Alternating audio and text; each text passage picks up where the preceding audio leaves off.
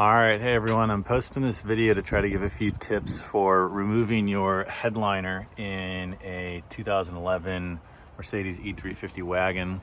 This is the w212 model, 2011 model year, and it lines up very well with the video that I will post both in the comment, and I'm going to post this as a link in the comment of that video.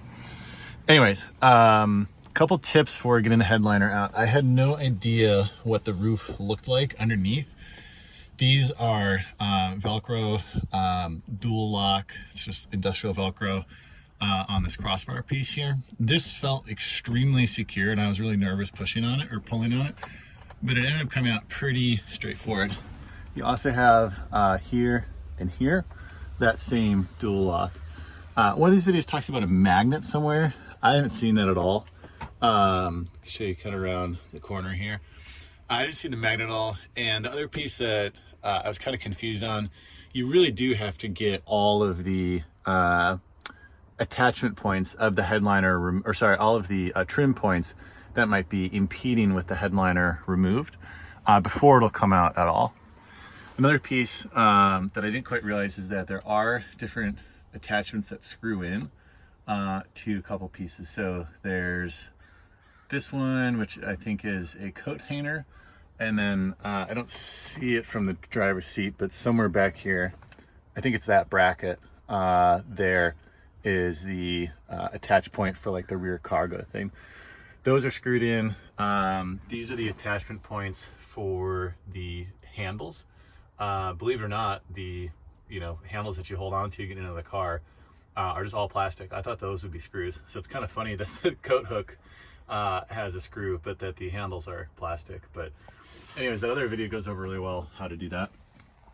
The problem I had was that my sunroof works just fine, but on the panoramic roof model for the wagon, you've got this rear sunshade and a front sunshade.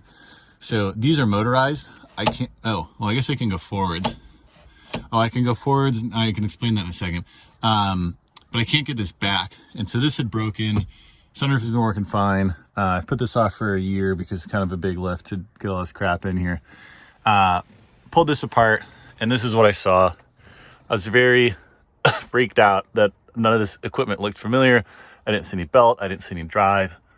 As I realized, I started following this stuff. What's in here are, I don't know the name of them, but you can see a little coil there and this pusher end. These are kind of flexible push rods, basically, that are driven by these motors. So this one here is for the sunroof itself. And then the one that was right here, I'll just show you in a second, is for the sunshade. I figured this out because you got these, let's see, get on camera here. You got these two, I can't move that one. You've got two conduit tubes coming into the motor station and two going out.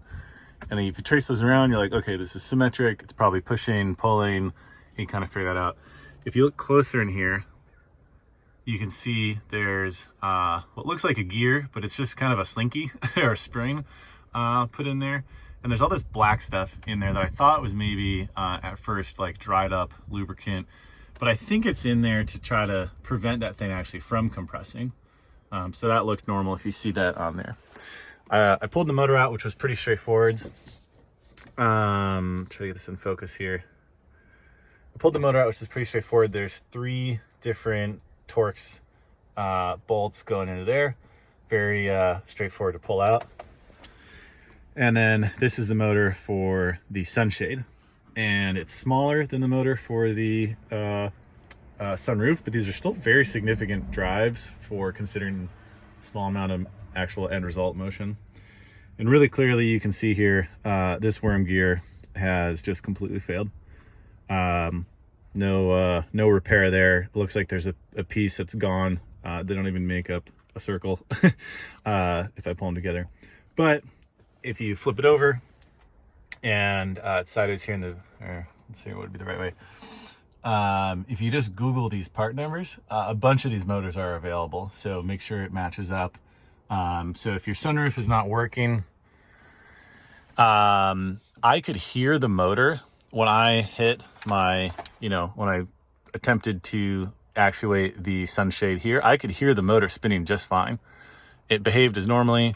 And on this particular car, you need to, it forces you to retract the sunshade all the way before the sunroof will come out. So I was still using the sunroof, and sometimes I'd have to like spin the motor a bunch just to get the position of this all the way back. Or at least the computer thought that, or however it's figured out. So I assume I'll have to do some kind of reset, position reset. I know there's some other videos on that. We'll cross that bridge when I come to it. But yeah, hopefully that's helpful for you. Other tips, you are going to break a couple of the connectors. I don't know if I broke any of these, but like here's a broken one. If you don't know where to press, that can be pretty challenging. On this visor, this is what it looks like with the trim piece removed. The video I watched, kind of the manufacturer looking video, was a little bit different than my car. This is what was the trim piece for the clip, and I ended up just pulling this whole thing through, and I got kind of lucky that nothing broke.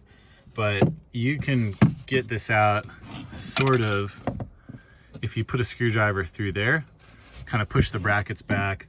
It gives you some more room to finagle. And the receptacle is actually in the headliner, which I have just totally separately inside the house.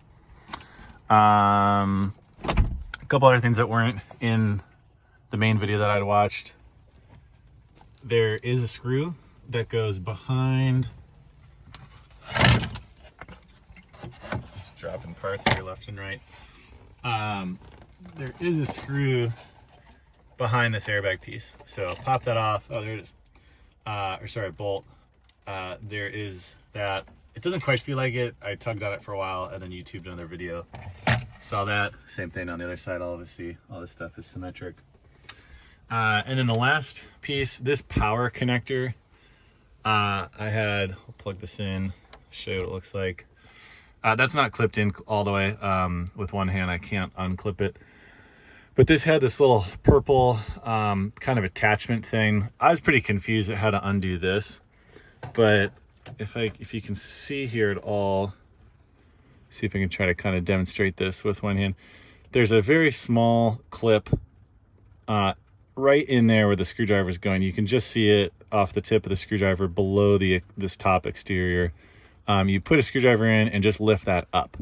So I might have taken off these extra purple pieces. Not really sure. This will still clip in and seems to operate just fine. But this is the main power for your whole system here.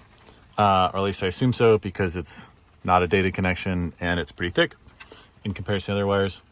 And then, yeah, all the other stuff. So I've got this dangling here because that's how I was triaging which motor was which. And you can actually tell if you have any different setup. With these motors, this nut here, this bolt head, whatever, will spin. This is the axis of the motor. So if that's moving, you can tell which motor is which there. Trying to think of any other stuff. Let's run around to the backside here. It's kind of raining on and off here today, so the rear trim piece, see these teal plastic nuts. I ended up just breaking all these. I couldn't tell where they are at all. If this helps you figure out where to get your tools. This car is 12 years old. I think this plastic's just harder than it used to be. These things for releasing the back seats, which I never used and forgot existed, are extremely flimsy. Again, it's a little bit of old plastic at this point, but I broke these, so I might do something to those. Probably just throw them back in there. I never ever use those. And yeah, other than that, the instructions back here were pretty straightforward.